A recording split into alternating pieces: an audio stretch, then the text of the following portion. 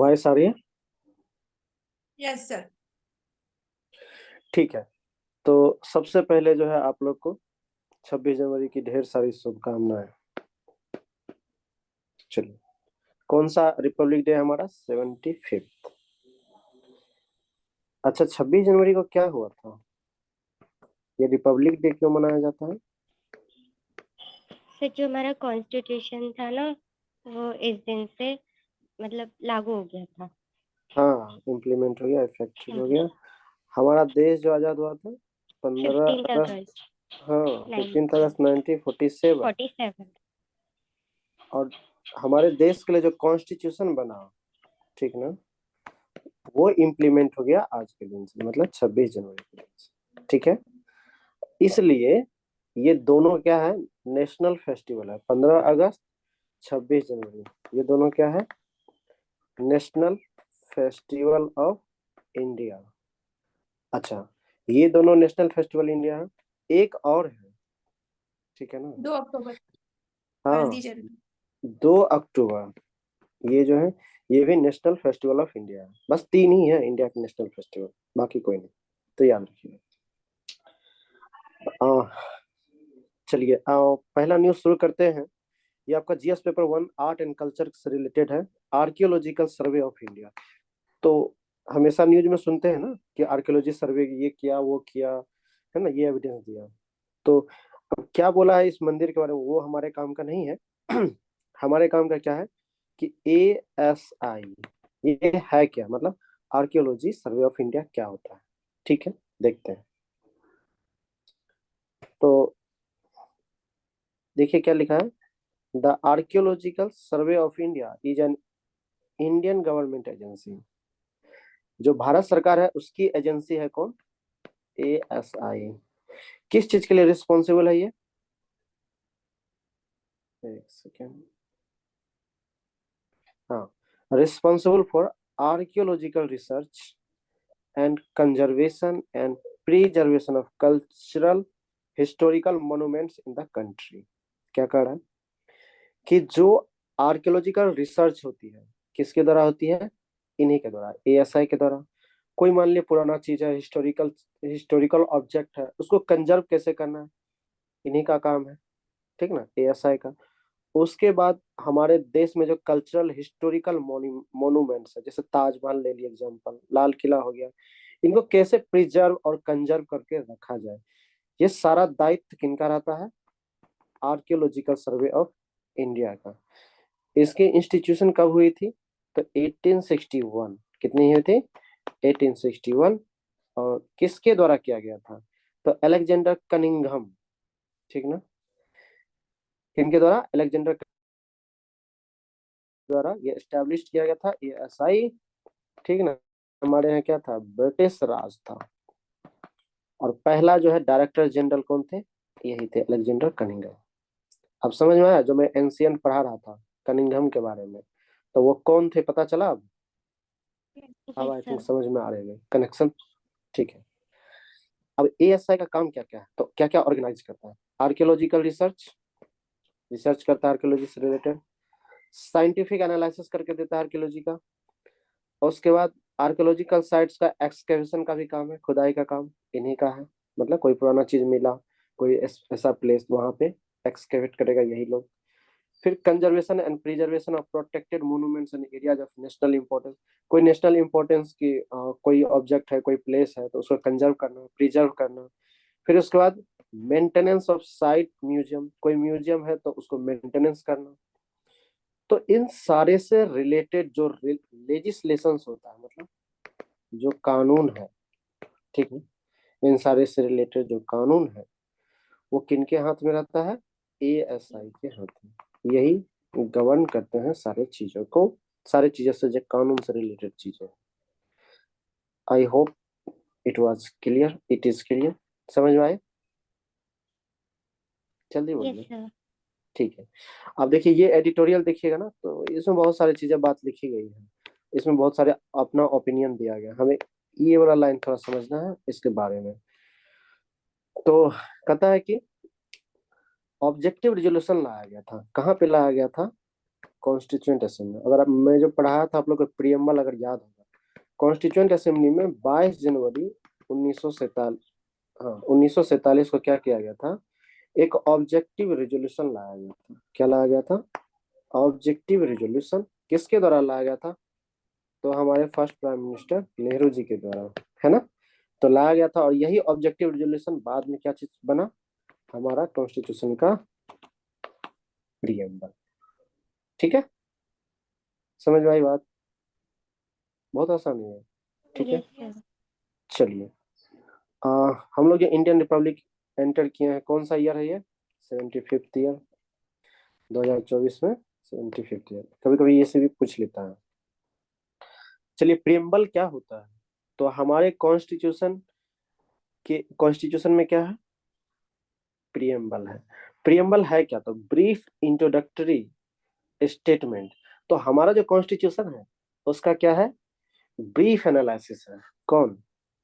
Preamble. क्या क्या करता है हमें ये?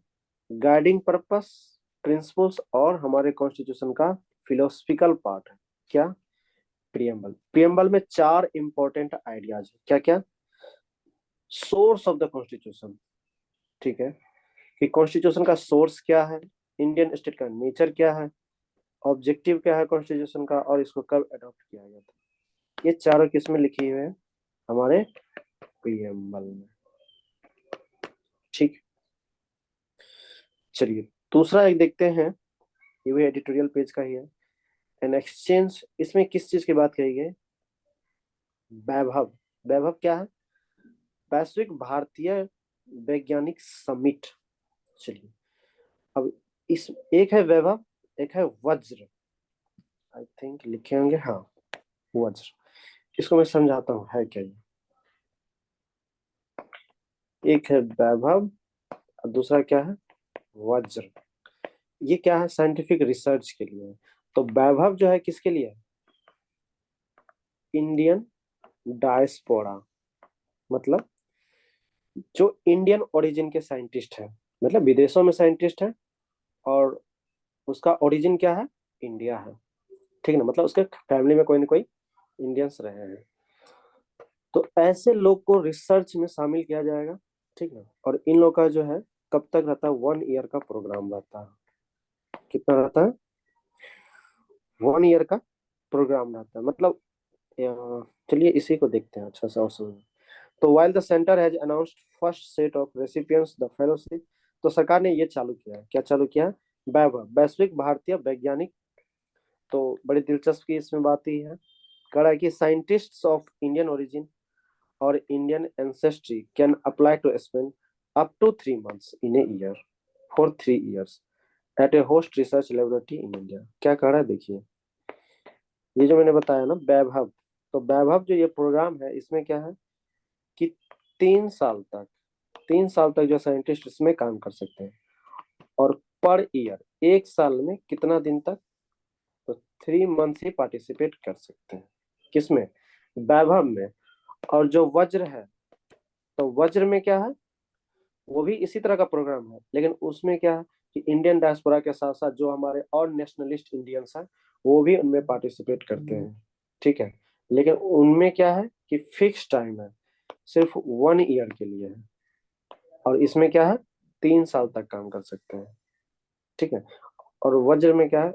ज्यादा स्कॉलरशिप दिया जाता है, ठीक है। यही सब लिखा है। हाँ सर, बोलो। वो ऊपर था इन साइंटिस्ट इंडियन और एंचेस्ट्री, ये एक बार समझाइए। इंडियन ओरिजिन मतलब जो इंडियन डायस्पोरा है ना हमारे, जो इंडिया के हैं लेकिन विदेशों में काम कर रहे हैं साइंटिस्ट के रूप में, उनके लिए वैभव अच्छा, प्रोग्राम। वही लोग वज्रा में मतलब वही नहीं, वही काम। वैभव, हाँ हाँ हाँ, ठीक है। Yes 3 sir. साल के लिए एग्रीमेंट होता है उसमें। हर साल में, हर साल में आप 3 महीना इसमें काम कर सकते हैं। अब इसमें नया नया रिसर्च अपना लाएंगे। तो सर वज्र में कौन काम करता है फिर? जो हमारे इंडियंस हैं, और उसमें भी इंडियंस तो काम करते हैं? इंडियन डायस्पोरा जो है, मतलब जो अच्छा, हमारे मतलब देश में नहीं जो है, दूसरे देश, विदेश में जो रहते हैं। जैसे साइंटिस्ट है, तो अब अमेरिका में इंस्टीट्यूट के साइंटिस्ट हैं लेकिन है इंडियन ओरिजिन, उनके लिए, समझिए। ठीक, ठीक है। उसको डायस्पोरा बोलता है, प्रवासी भारतीय। चलो ये अच्छा न्यूज है, इसको आप तो इन्वायरमेंट में भी बोलो बोलो। वज्रा में आई मीन उसमें 1 साल तुम तक ही है कहाँ ना? सुनो, तुम कहाँ हो, इंडिया में हो ना? अगर आप यस। साइंटिस्ट होता आप वज्रा में काम कर सकते हैं। अगर आप इंडिया का भी हो, तुम चले गए अमेरिका में साइंटिस्ट बन गए, तो तुमको कहेंगे इंडियन डायस्पोरा हो। समझ गई बात? नहीं समझे? इंडियन डायस्पोरा, तो आप किस में काम करोगे? वैभव में। वे अमेरिका में हो, जब तुम इंडिया आ जाओगे रिटायरमेंट होके, तो आप काम करोगे किस में? वैभव में। आई बात समझ में? आप जल्दी बोलिए, समझ में नहीं आई? यस सर, आगे। वज्रा मुझे नहीं समझा थोड़ा। दोनों प्रोग्राम एक ही तरह है। वज्रा में जैसे हम लोग अगर साइंटिस्ट है तो हम लोग किस में काम करेंगे? वज्रा में। हम लोग इंडिया में रह रहे हैं, जो इंडिया से बाहर है वो किस में काम करेंगे? वैभव में। वही बाबू, ओके अभी क्लियर है सर। चलिए अब देखते हैं, why is there no snowfall in Kashmir. तो आप लोग सुनते होंगे कि ठंड के समय क्या होती है कश्मीर में? बर्फबारी होती है, स्नोफॉल। लेकिन इस बार नहीं हुआ, और बहुत कम हुआ। रीजन क्या है? तो देखिए, एक तो रीजन है आपका क्लाइमेट चेंज। उसके बाद क्या रीजन है? वेस्टर्न डिस्टरबेंस जो है वो नॉर्थ की तरफ शिफ्ट कर रहा है। समझते हैं? कहता है जनवरी is usually usually the month. तो जनवरी ऐसा मंथ है जहाँ कश्मीर, हिमाचल प्रदेश, ये क्या होते हैं? बर्फ से ढके होते हैं। कश्मीर, हिमाचल प्रदेश, और एक कौन है? उत्तराखंड। तो ये सब क्या है? जनवरी के महीने बर्फ से ढके रहते हैं। ठीक है। कहता है कि this winter has however seen this regions extremely dry. लेकिन इस साल क्या हुआ विंटर में? ये रीजन बहुत ड्राई है, सूखा है, मतलब बर्फ नहीं गिरा। कहता है कि प्लेसेज लाइक गुलमार्ग और पहलगाम। तो गुलमार्ग और पहलगाम कहाँ पे है? कश्मीर कश्मीर में। में। हाँ। तो कहता है कि known to popular destination for skiing have been unable to offer avenue for the winter sport. अब कहता है कि ये दोनों बहुत फेमस है हमारे इंडिया में, गुलमार्ग और पहलगाम। तो यहाँ पे क्या होता है? स्कीइंग हो जाता है, स्कीइंग किया जाता है। स्कीइंग समझते हैं? फिल्म वगैरह में देखते हैं वो दो डंडा लेके बर्फ पे जो फिसलता है, yes yes sir. Sir. Skiing बोलते हैं उसको। ठीक ना? तो ये चीज किया जाता था कहाँ पे? गुलमार्ग पहलगाम में। लेकिन इस बार नहीं हो पाया। क्यों नहीं हो पाया? ये विंटर स्पोर्ट इसलिए नहीं हो पाया क्योंकि बर्फ गिरा ही नहीं उतना। समझ गए? अब आगे देखिए क्या है। Himachal Pradesh, a state famous for several mountain resorts, has witnessed dry slopes and valleys of brown grass. तो वो जो भूरे भूरे कलर के देखो ग्रास दिख रहा है आप लोग को, ये यस सर। इसी तरह का हिमाचल प्रदेश में भी वहां पे क्या होता है? स्नोफॉल होता है। तो आप देखोगे ना, बड़ा अच्छा लगेगा, वो बर्फ गिरा रहेगा उस पे, घास पे। तो ये चीजें रहेगा। लेकिन इस बार क्या करा? Dry slopes. इस बार नहीं हुआ है बर्फबारी हिमाचल प्रदेश में भी। फिर अगर बात करेंगे हिमालयन रेंज का, जैसे Uttarakhand have also reported minimal snowfall with the first bout of snow in January at Auli, a popular hill resort only reported on January 19। अब कहता है क्या कि हिमालयन रेंज जो है उत्तराखंड, तो वहां भी क्या हुआ है? बहुत कम बारिश हुआ है, और एकदम थोड़ा सा क्या हुआ? बर्फबारी हुआ। कब? तो 19 जनवरी को रिपोर्ट किया गया। औली जगह है वहां पे उत्तराखंड में।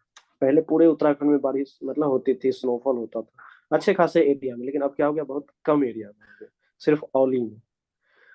ये सब क्या हुआ? ये सब तो क्वेश्चन था अभी जो जो बताएं कि यहाँ यहाँ ये चीजें नहीं हुई। जो ज्योग्राफिकल इवेंट होने वाला था वो नहीं हो सका। अब समझते हैं कि रीजन क्या है इसके। समझते हैं। देखिए पेपर में देखिएगा ना, बहुत डिटेल्स में दिया हुआ उनके लिए जिनका ऑप्शनल ज्योग्राफी है। ठीक ना? लेकिन जिनका प्रीलिम्स है उनके लिए शॉर्टकट में जाना कत, ऐसे मैंने पूरा डिटेल्स में लिखा है, कोई बात नहीं। कहता है स्नोफॉल, जो बर्फबारी होती है, स्नोफॉल का हिंदी होता है बर्फबारी, उसमें क्या क्या रिक्वायरमेंट होता है? देखिए, एडेक्वेट मॉइस्चर, मॉइस्चर चाहिए पर्याप्त मात्रा में, और क्या चाहिए? एटमॉस्फेरिक टेम्परेचर चाहिए। कितना चाहिए जी?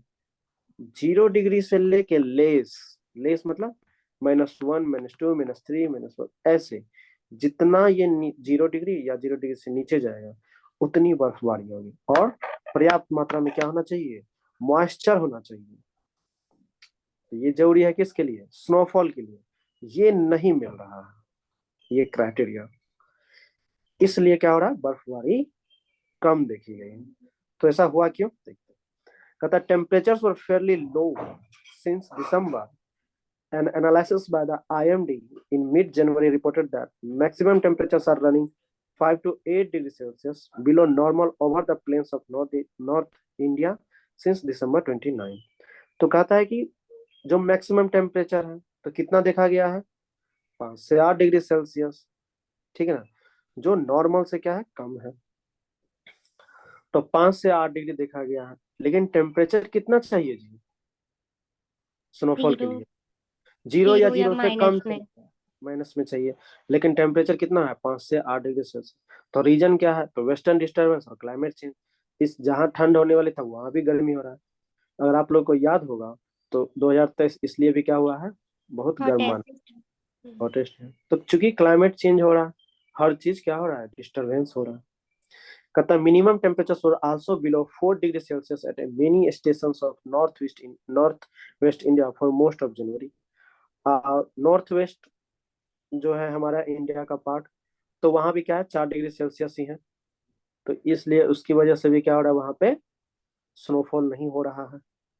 चलो, अब कहता है कि स्नोफॉल के 3 इंपॉर्टेंट रीजन है, जोग्राफिकल जो इवेंट है वो क्या है, देखिए इसको याद रखना।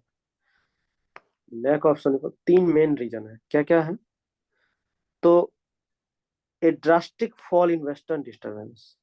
क्या कर रहा है, जो वेस्टर्न डिस्टर्बेंस है उसमें बहुत तेजी से गिरावट आई है, ठीक ना, किधर, तो ओवर नॉर्थ वेस्ट इंडिया की तरफ।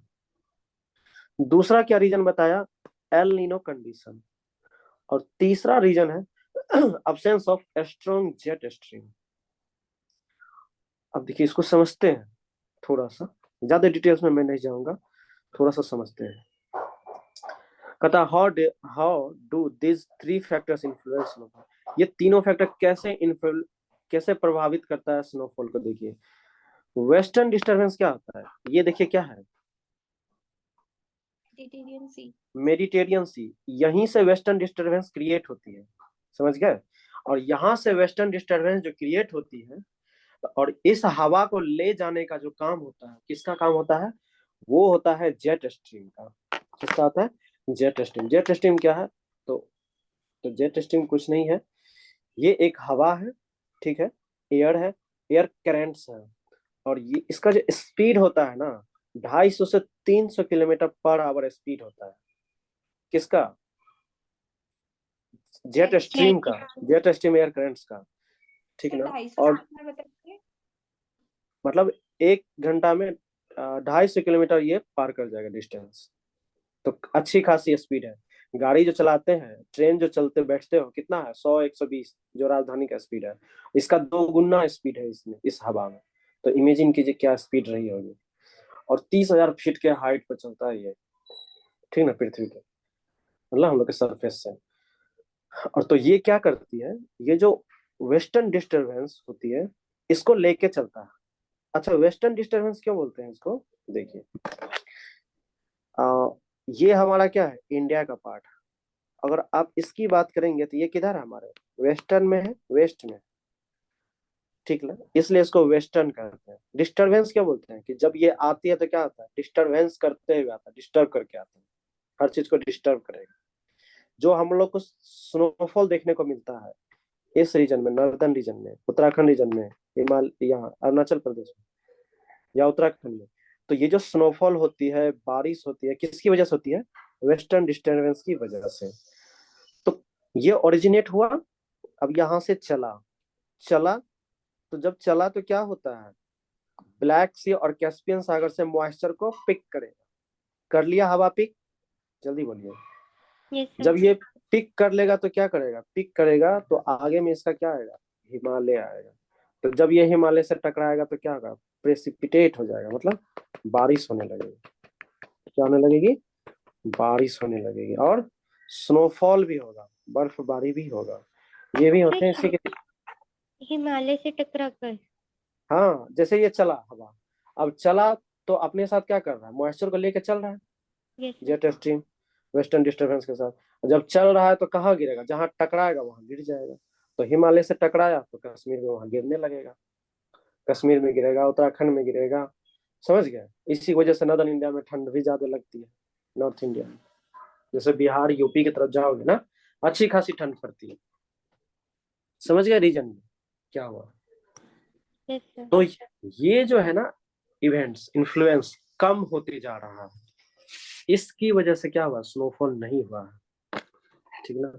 कहता है कि such western disturbance in the winter dissipate fog. और कहता है कि ये जो विंटर में क्या करता है वेस्टर्न डिस्टर्बेंस, फॉग को कम करता है, सनसाइन को बढ़ाता है, मतलब सनलाइट को ज्यादा बढ़ाएगा ताकि क्या हो सके, टेम्परेचर बढ़े। लेकिन अब हो क्या रहा है कि ये जो वेस्टर्न डिस्टरबेंस जो जितना होना चाहिए, जितना स्पीड से उतना स्पीड से नहीं हो रहा था, तो फॉग घट नहीं रहा, फॉग क्या हो रहा है और बढ़ जा रहा है। ठीक ना, फॉग देखने को मिलता है जिसको कोहरा बोलते हैं। तो ये भी क्या रीजन है, वेस्टर्न डिस्टरबेंस ही इसका रीजन है, इसी की वजह से ऐसा हो रहा है। कहता they also when the temperatures are low result in snowfall and water being available as snow melts. तो कहता है क्या, जब टेम्परेचर कम रहेगा तो वेस्टर्न डिस्टरबेंस क्या करता है, इसकी वजह से स्नोफॉल कराएगा, ठीक है, बारिश कराएगा, मतलब बर्फबारी कराएगा।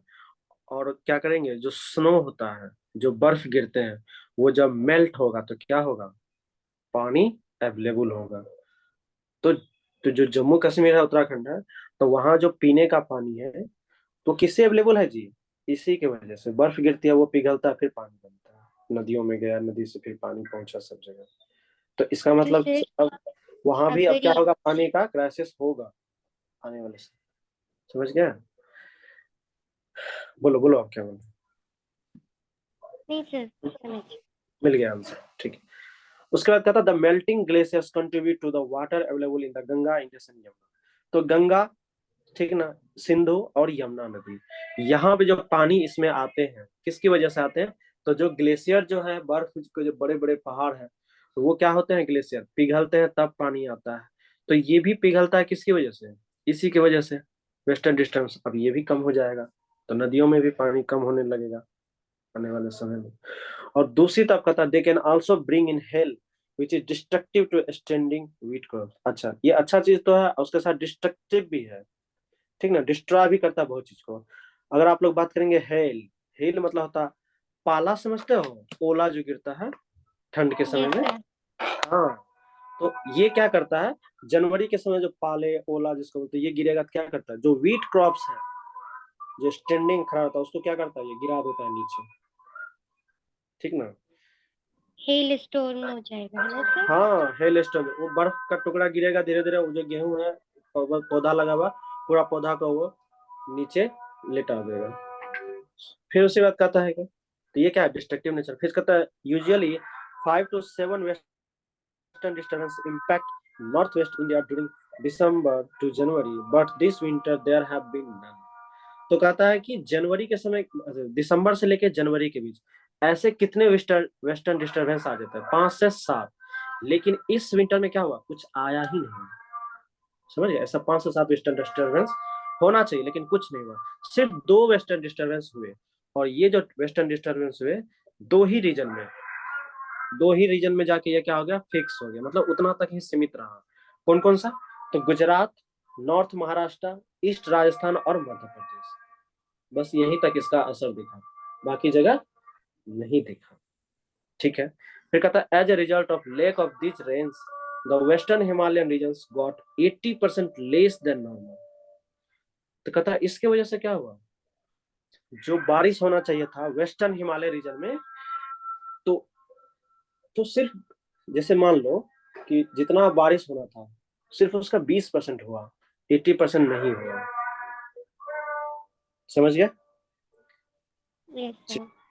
आगे देखिए क्या है, प्रीवेलिंग एल नीनो कंडीशन। अच्छा, ये आप लोगों को पता होगा कि एल नीनो कंडीशन कहाँ पे है, जो पैसिफिक ओशियन है, ठीक ना, इक्वेटोरियल पैसिफिक ओशियन, या इसी को वार्मर ओशियन टेम्परेचर भी बोलते हैं। तो इसके ये भी क्या करता है, ये भी रोल इंपॉर्टेंट करता है, क्योंकि जब एल नीनो कंडीशन आएगा तो क्या होगा, टेम्परेचर बढ़ेगा, और जब ये टेम्परेचर बढ़ेगा तो क्या करेगा, बताओ, स्नोफॉल को आने देगा, आने ही नहीं देगा, ठंड उतना पड़ने ही नहीं देगा। तो इसलिए इस बार जो ठंड पड़ी है ना, बहुत कम ठंड पड़ी है, उसका ये भी रीजन है, वेस्टर्न डिस्टर्बेंस के साथ साथ एल नीनो। कहता है in recent year there has been a rise in this western disturbances February and March that have caused flash floods particularly in Uttarakhand and Himachal. और कहता है कि ये जो वेस्टर्न डिस्टर्बेंस है अब नॉर्थ की तरफ शिफ्ट कर रहा है, तो आना चाहिए था किसको, इसको कम जनवरी के महीने, अब ये शिफ्ट कर रहा है फरवरी से मार्च, तो इसके वजह से क्या हो रहा है कि फ्लश फ्लड आ रहा है। क्या आ रहा है, फ्लश फ्लड, मतलब बादल जो फट रहा है, जैसे आप लोग सुने होंगे कि उत्तराखंड और हिमाचल प्रदेश में जो आया था, याद है, आप समझ गए ये रीजन क्या है, इसी के वजह से हुआ है। ठीक है, एल नीनो कंडीशन की वजह से। हाँ, एल नीनो की वजह से। उसके बाद अगर आगे बात करेंगे, what role do the jet streams play. अच्छा, एक तीसरा क्या रीजन है, जेट स्ट्रीम। ठीक है, अच्छा जेट स्ट्रीम क्या है, तो देखिए जेट स्ट्रीम जो है ये एटमॉस्फेयर में क्रिएट होता है जब कोल्ड एयर और वार्म एयर जब टकराता है, तब क्या क्रिएट होता है, जेट स्ट्रीम। ये एक क्या है, ये एक एयर करंट है, और इसकी स्पीड कितना है, 250 से 320 किलोमीटर पर घंटा। ये स्पीड तो क्या हो गया, पावरफुल विंड हुआ। अगर इतना स्पीड से जमीन पे चलने लगे तो क्या होगा, घर को तोड़ देगा कि नहीं, घर ट्रेन वगैरह सब टूट फूट जाएगा। ठीक ना, और सी लेवल से 12 किलोमीटर ऊपर चलता है ये जेट स्ट्रीम।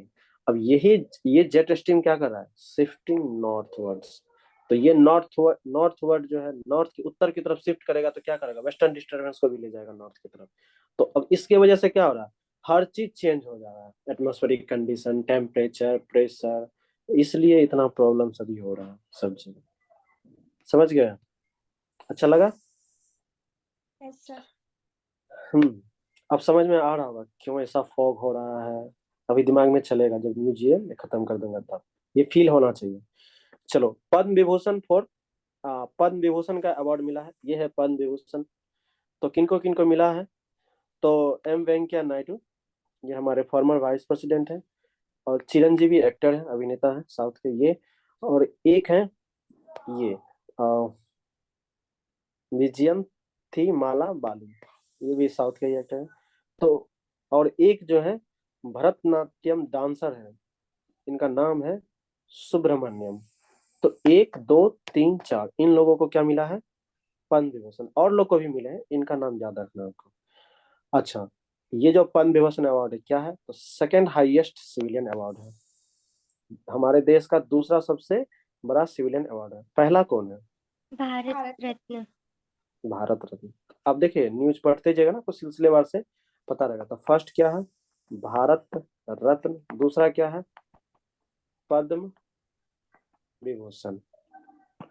ठीक है, फिर इसी तरह उसका भी आएंगे तीसरा, तो उसको भी देखेंगे। अच्छा, पोस्ट थ्यूमसली मरणों उपरांत जो मिला है पद्म विभूषण, किसको मिला है, बिंदेश्वर पाठक को मिला है। ठीक ना, ये जो है फाउंडर है सुलभ इंटरनेशनल के। आप लोग को याद है, गांव में चलता था सुलभ इंटरनेशनल, जो सरकार एक मुहिम चलाया था, हर घर में नहीं। शौचालय, नहीं हाँ सुने हो, सर, हाँ हाँ सर, हाँ सर। उसको सुलभ सुलभ इंटरनेशनल शौचालय बोलते हैं।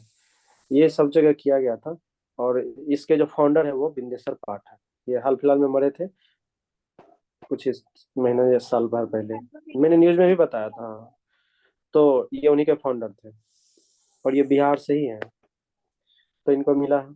चलिए, अब ये जो है एक एक्टर है विजयकांत, इनको भी मिला है। एक है, ये याद रखिएगा, एम फातिमा बीबी, ये क्या है, फर्स्ट वुमेन जज है जो सुप्रीम कोर्ट में अपॉइंट हुए थे, पहली बार जो महिला जज है अपॉइंट किए गए, तो उनका नाम है मोहम्मद फातिमा बीबी। ठीक है, सुप्रीम कोर्ट में अपॉइंट हुए थे ये।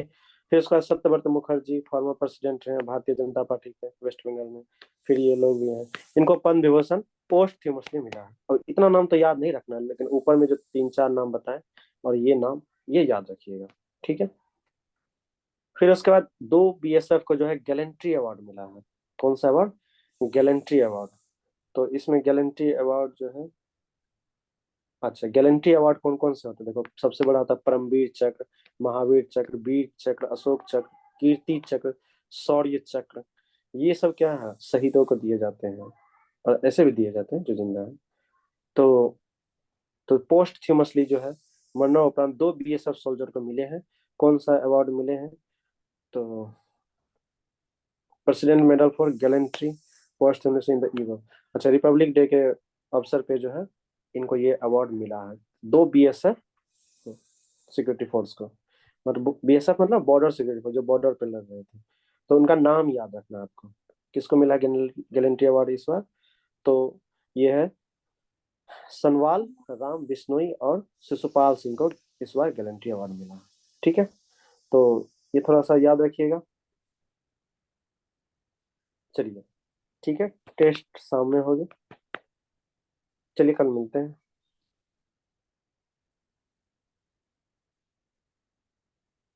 सर